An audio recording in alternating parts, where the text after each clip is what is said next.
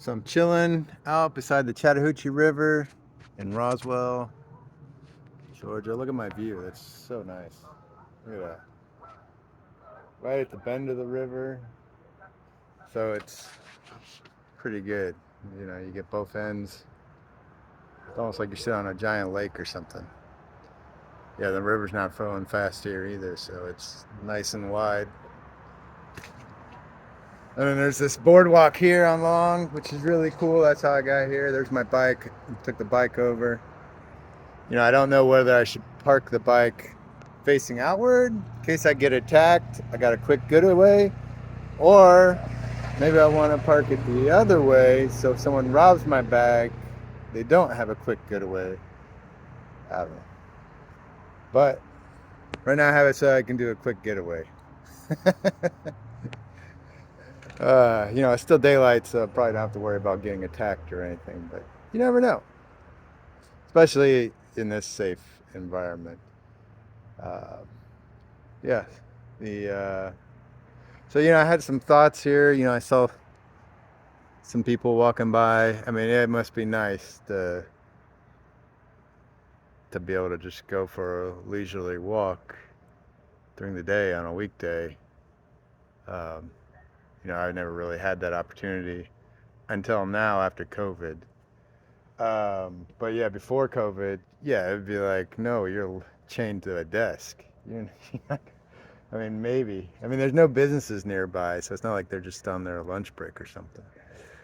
Um, but yeah, I guess that's the way a lot of the world works. Is they're not glued to a computer screen for 8 hours, 10 hours, 12 hours a day. Um, yeah, as I saw someone running by, you know, it was a woman dressed in lady clothes, and you just, you know, made me think, you know, just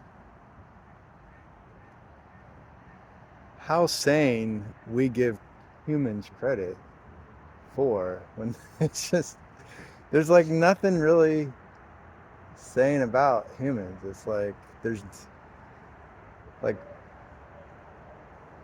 just think about what some people wear, and you know that's fine. Everyone's entitled to wear what they want, but then think about the people who judge them for what they wear, and then you think about just you know, sometimes it's like, well, and you know, okay, maybe it is okay to judge them some ways, but if you just think about the absurdity of some things that people wear, you know, adults wearing onesies, uh, I don't know, that seems weird to me.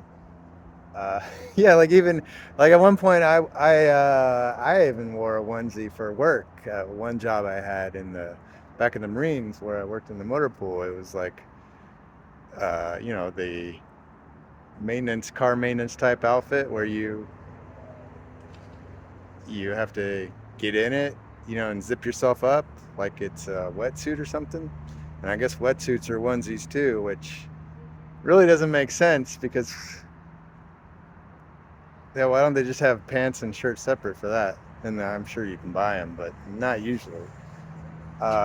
Because yeah, for a wetsuit, the water's getting through your suit no matter what.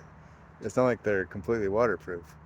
But yeah, it's like it's weird stuff like that. You know, it's like you go swimming and you know women will wear like a bikini, which is like barely nothing, and it's like I mean logically, a guy never is like, oh, I'm gonna put on a bikini top unless I don't know, unless you got like a really bad man rack or something.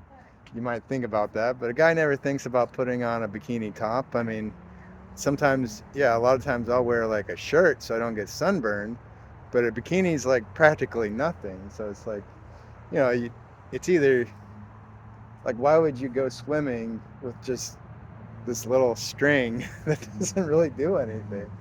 I don't know, but yeah, it's just weird. And like some countries, you, you know, some countries wear like, you know, komodos or whatever, full kind of like a dress or whatever you'd call it.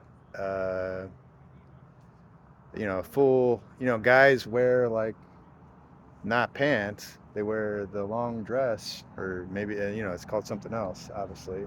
But in other countries, especially even the hot countries, where they're dressing up like wearing burqas, which, you know, that's probably awesome if you're in a cold climate, or it saves you from the trouble of, these women who put on makeup forever, you know, and do their hair forever. That's great, but it's like the men forcing them to like do this, and if they don't, like you you get like put in jail. Like it's just crazy. And we just we just dedicate our time and our lives to other people who don't have our best interest at heart. And and then you suffer for it.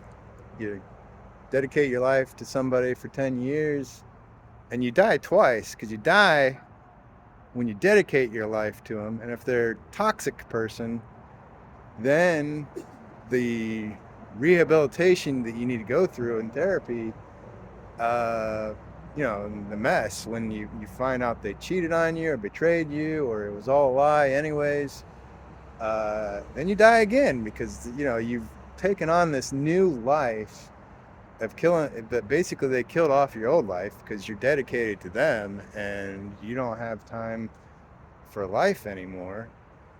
And then you die again when you find out it was all a lie, and you've completely been abused and become somebody that you're not to please them. And it's like how can you have a non toxic relationship sometimes? It's like, because sometimes it's like, well, is it really a toxic relationship or not?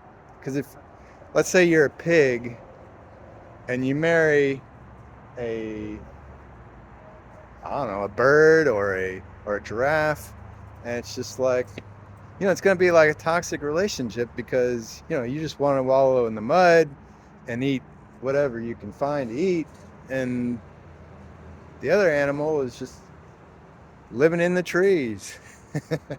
you know uh, so there's, you know it's just different levels. And how could you, if they're not wallowing in the mud, then you're suffering. And if you're a pig trying to get up in the trees, you're going to be suffering too. So I don't know. Thoughts of the day.